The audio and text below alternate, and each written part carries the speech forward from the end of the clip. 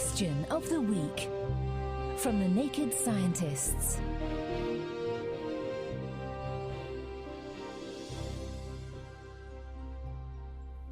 Hello and welcome to Question of the Week from the Naked Scientists with me, Dr. Hannah Critchlow. This week we find out if a liberal slathering of oil-based moisturiser softens our wastes in more ways than one. My name's Heather McPherson and I'm from Ontario, Canada. I was adding an oil-based moisturiser to my face and I was wondering, does that absorb any calories into my system? With the answer... My name is Richard Guy and I'm a Professor of Pharmaceutical Sciences at the University of Bath in England. Given that a normal-sized person, a grown-up person, has a skin surface area of nearly 2 square metres, and given that we're about 70% made up of water on the inside, we would lose a lot of water across the skin if it didn't perform efficiently as a protective barrier.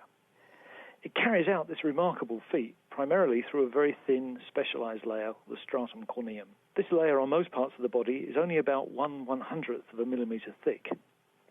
Under the microscope, the stratum corneum looks a little bit like a brick wall.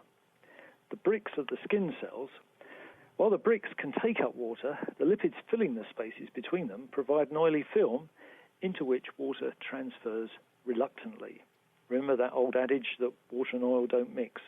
So, what happens when we apply oil-based creams to our face to provide some moisturization during cold, dry winters? Is the oil or fat in the cream absorbed into the body, making us put on weight? Well, the short answer is no, not to any extent that you would notice around your waistline. The function of the oily part of moisturizing creams is to reinforce the lipids in the stratum corneum and to make it even more difficult for water escape. But where do the oils or the fats go in the end?